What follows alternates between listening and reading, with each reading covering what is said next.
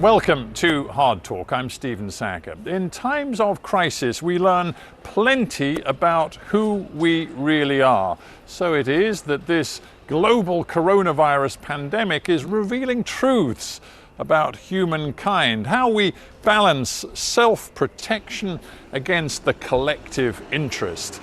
Well, my guest today is the Dutch writer and historian Rutger Bregman, whose book, Humankind, A Hopeful History, is making waves across the world.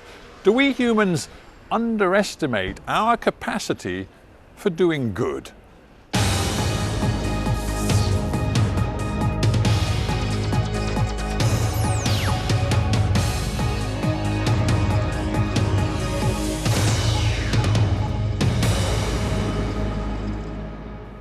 Rutger Bregman in the Netherlands, welcome to Hard Talk. Thanks for having me. We are all living in this time of Covid-19. It is a global health emergency, and in times of emergency, perhaps we learn more than usual about the nature of human beings. What do you think this pandemic right now is showing us about humanity? I think it is showing us that most people are actually pretty decent, and that especially in the midst of a crisis, most people at least, show their better selves, and you see this explosion of cooperation and altruism. I think that's one of the most important lessons. An explosion of altruism. I'm just wondering what you then made, how you process some of the other scenes we've seen of people at times literally fighting to get essential supplies from the shops. We've seen people blaming each other, scapegoating outsiders for spreading the virus. We've seen lots of very difficult things too. Yeah, absolutely. And I'm not denying any of that. I'm just saying that for every toilet paper hoarder, there are 1,000 nurses, doing their best to save as many lives as possible. And there are 10,000 people doing their best to stop this virus from spreading further. I think we really have to get away from this old idea that civilization is only a thin veneer, and that as soon as something happens, an earthquake or a disaster or, a pandemic, that we reveal our true selfish self. We actually have a lot of evidence from sociology going back all the way to the 1960s, hundreds and hundreds of case studies that show that, especially during times of crises, most people start to cooperate together, whether they're left wing or right wing, rich, poor, young, old. That's what we see. And I've just been looking at social media before coming on air with you, and I've been noticing the incredibly vitriolic debate there is in the United States now between those citizens who want to see society opened up, the economy motoring again, and others who believe that represents a capitalist instinct to put money before people. Regular citizens on both sides of the argument are knocking lumps out of each other. And we see that all the time on social media. Well, Twitter and social media is not real life. I think we have to remember that human beings have evolved, over thousands of years to communicate with each other on a face-to-face basis, right? We have been designed by evolution basically to be friendly to each other. So biologists literally talk about this process of survival of the friendliest, which means that for thousands of years, it was actually the friendliest among us who had the most kids and so had the biggest chance of passing on their genes to the next generation. And you can see this in our bodies still today. So one very fascinating, peculiar fact about human beings is that we're the only species in the animal kingdom, apart from some parrots, that blush. We have this ability to just involuntarily give away our feelings to someone else, to show that we care about what they think about us. I think that's a very fascinating thing, and it just shows us that we've been designed by evolution to cooperate and work together. Now, obviously, if you go on Twitter, and see all the vitriol there, you may get a different impression. But again, that's not real life. This book of yours, which is causing quite a stir around the world, Humankind, A Hopeful History, it seems to me in its ambition and its span, because it really nods to all of human history, the evolution of civilization over millennia. What it seems to me to be doing is really going back to the age-old philosophical meditation as to whether human beings are intrinsically good, are sort of born innocent and pure, or whether within them, within the very human nature, there is something that takes us toward sin and bad things. Is Yes. that the fundamental argument that you're wrestling with? I think so, yes. You know, there's this very old idea in Western culture, as we talked about, that civilization is only a thin veneer. Scientists call it veneer theory, right? And it goes all the way back to the ancient Greeks. If you read the Greek historian Thucydides, right, he talked about the plague in Athens, for example, or the civil war near Corcyra in his history of the Peloponnesian War. And he had this observation that, you know, deep down, people are just selfish and animals and monsters. And indeed, if you read the early Christian church fathers, St. Augustine, same idea, you know, the idea that we're born as sinners. Then you read the Enlightenment philosophers, Thomas Hobbes, David Hume, even Adam Smith, also often emphasize that, you know, in the end, people are selfish, or at least that politically we have to assume that when we build a society. And, you know, I think that idea is just wrong. It's really fundamentally wrong. In the past couple of decades, we've seen scientists from very diverse disciplines, psychologists, sociologists, anthropologists, archaeologists, all moving from a quite cynical view of human nature to a much more hopeful view of human nature. And what I'm trying to do in this book is just to connect the dots and to show that something bigger is going on there. Are you saying, far from that people are basically selfish and bad, are you saying that fundamentally, deep down, people are good? I just want to get that clear. No, absolutely not. We're not angels. We're not fundamentally good. I'm saying that most people in the end are pretty decent, which I think is a little bit different. And I'm also saying that what you assume in other people is what you get out of them. So if you assume that most people are selfish, right, and that they just want to get as much of it for themselves as possible, then you'll design your society in such a way. You'll create institutions that will bring out the worst in each and every one of us. And I think we've been doing that for the past 40 years. You know, we've designed schools and marketplaces and organizations in our democracies in a way that has not brought out the best in us. I think we can turn that around.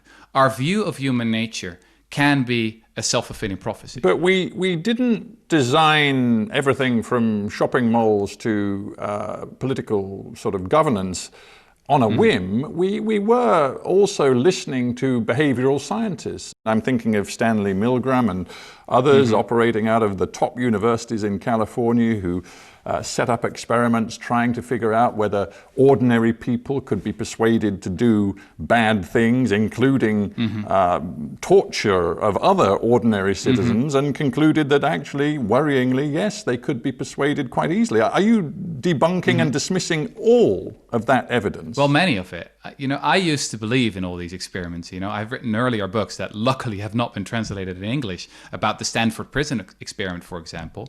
It's only recently that I discovered, you know, based on the work of an important French sociologist, Thibault Le Texier, that it's actually a hoax. You know, we all know this experiment about 24 students who, you know, were selected to participate in an experiment with a sort of fake prison.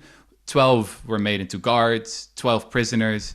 And Philip Zimbardo, the researcher, sort of said, you know, I'll just sit back and just see what happens. And the story that he told later is that these students on their own started behaving in a very horrible way. And the message was obviously, well, there's a monster in each and every one of us just below the surface. There's a Nazi in each and every one of us.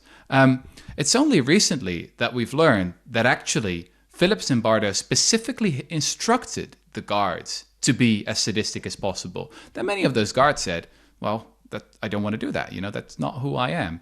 Then he said, look, you're these 60s hippies, liberals, right? You want to reform the prison system in America as well.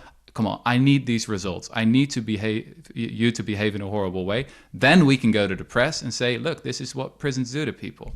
And so some of them went along, and this became a huge story and is still in the textbooks of millions of students, while, yeah, in reality, it's pretty much a hoax. And I do find that fascinating, and you've done a lot of work to debunk some of those theories. But your big problem, it seems to me, is that while you might be able to debunk the 60s work, which sort of attempted to say there's a quasi-Nazi mentality within all of us, what you can't debunk, because it is just factual, is Nazism, genocide, and the Holocaust itself, and not even just the German Holocaust, but also the genocides we've seen in more recent times, from Rwanda to the ethnic cleansing in the Balkans and elsewhere. These are realities. Ordinary people conducted themselves in the most terrible ways, and I don't see how that fits with your fundamental worldview. Well, I mean, it would obviously be hubristic to sort of pretend that I can give a sort of a short explanation, for things that, we need libraries full of books to understand it, and maybe then we still don't understand it. But I can say this. I believe there's a connection between our capacity for friendliness and, our behavior that sometimes can be so cruel. Because so often in history, we do the most horrible things in the name of comradeship and of friendship. I think this is sort of the paradox of my book. And on the one hand, I'm arguing that people have evolved to be friendly and to work together. But then on the other hand, sometimes that's exactly the problem, because friendly behavior can morph into tribal behavior and groupish behavior.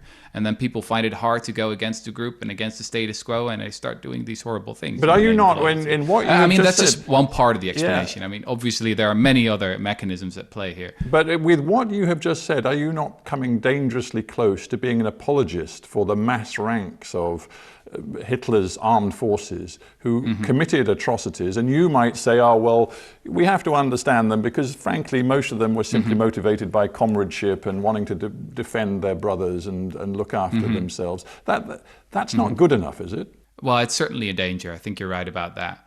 I think we have to be really careful and make a difference between sort of trying to understand certain behavior and condoning it. It's the same with the debate about terrorism, right? I think we have a genuine responsibility to understand what drives terrorists, why they blow themselves up. And here, again, you have the same dynamic that often they do it in the name of comradeship and of friendship. And that, especially the foot soldiers are not that ideologically motivated. They often know very little, actually, about the ideology. We've had reports from people going to Syria with books, in their bags with the titles like The Quran for Dummies. But still, they do these horrible things.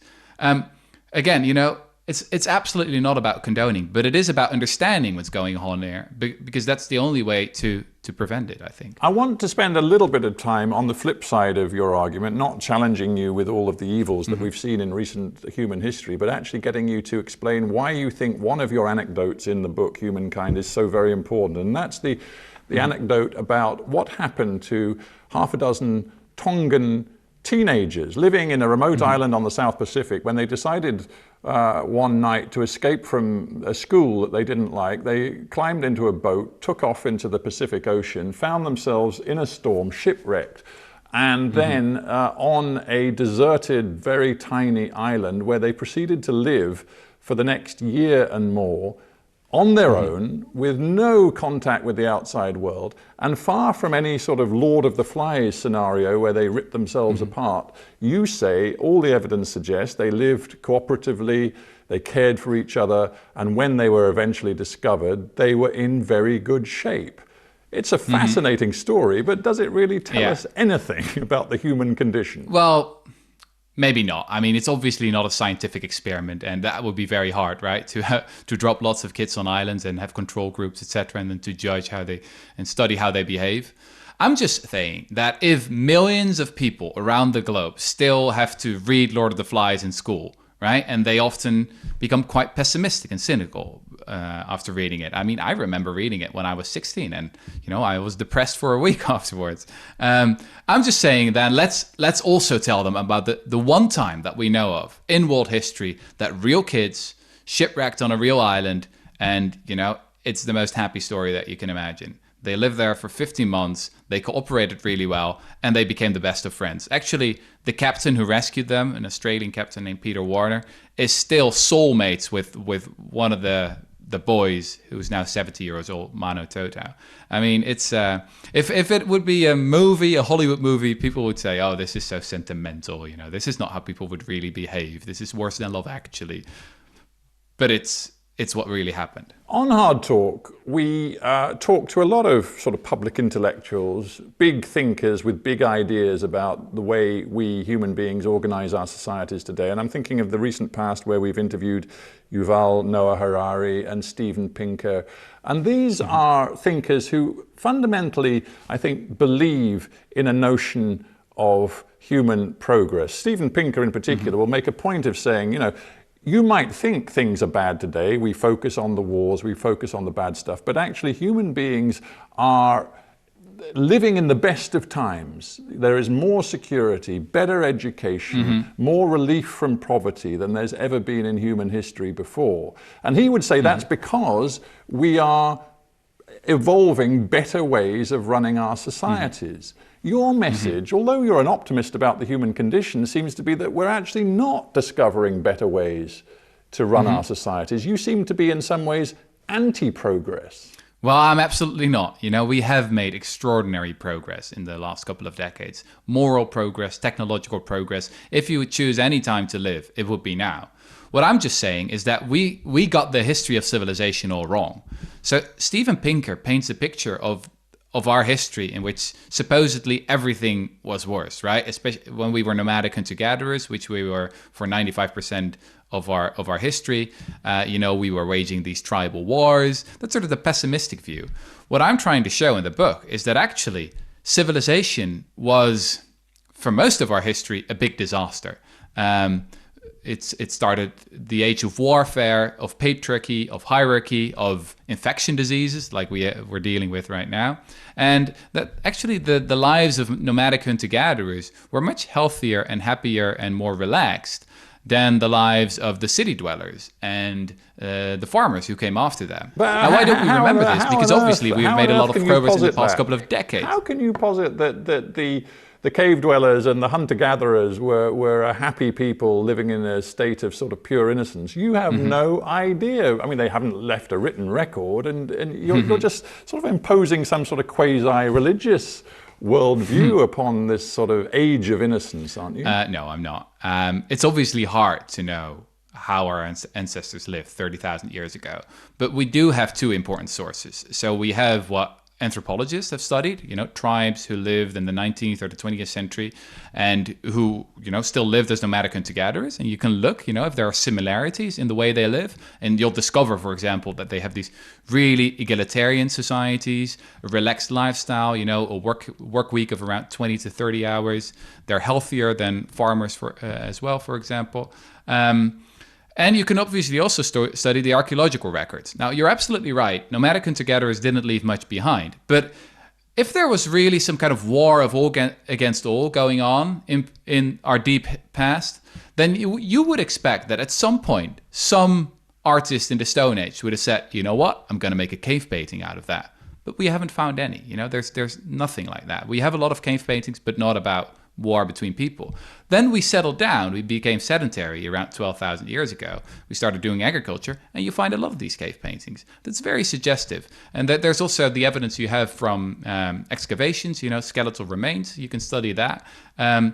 Most experts in the field, most archaeologists and anthropologists believe that war has not been with us forever. It has really been an invention. It's just that these people don't get a lot of attention in the press because they're not telling us this dark story. I think it's often seen as more boring, so they don't get the headlines. I'm just now wondering what all of this means for Rutger Bregman's analysis of where we are today. You paint this picture of a sort of idyllic prehistory where hunter-gatherers lived in a more pure sort of human condition. What does that lead you to conclude about the state of capitalism, for example, today? You've written a lot about what you believe to be the inadequacy of capitalist systems, the failure to deliver any sort of equality or justice to ordinary people. So what are you suggesting, that we all find our inner caveman?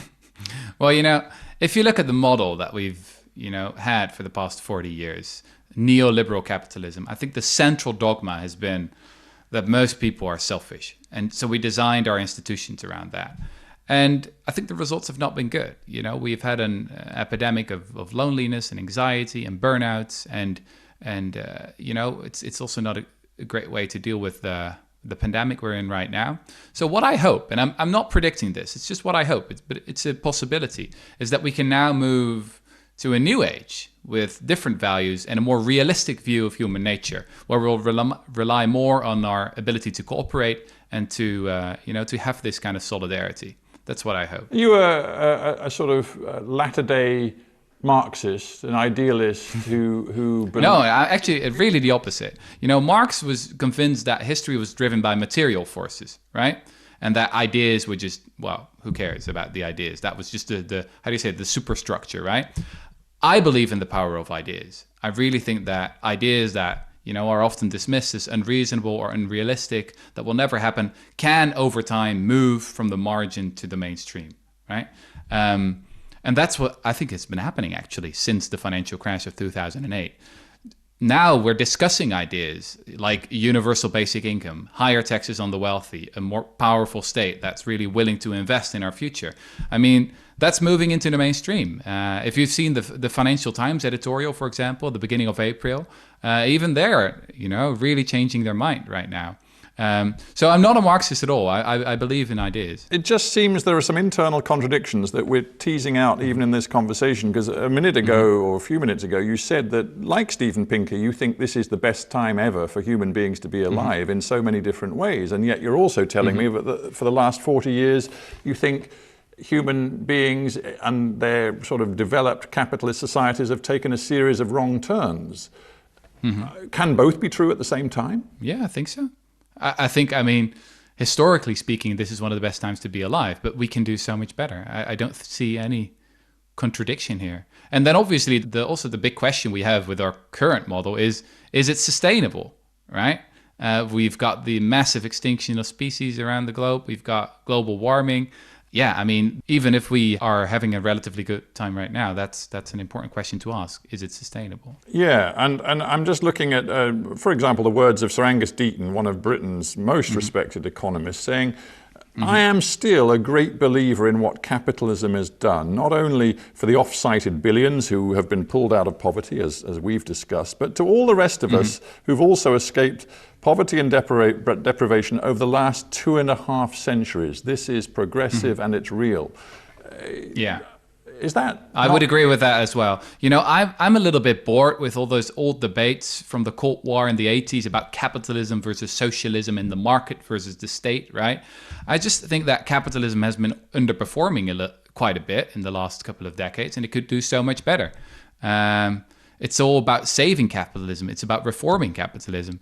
If you look at the 50s, for example, and the 60s, we had much higher growth, much higher rates of innovation, and also much higher taxes on the wealthy. I think that often taxes on the wealthy, for example, often let our societies function better. So there can be more fundamental research and innovation, etc. It's a year and a half pretty much since you went to Davos and rather famously lectured a whole bunch of billionaires that philanthropy really wasn't the answer to any of the world's problems. It was all about taxation and the rich paying much more in terms of tax to genuinely redistribute wealth in society.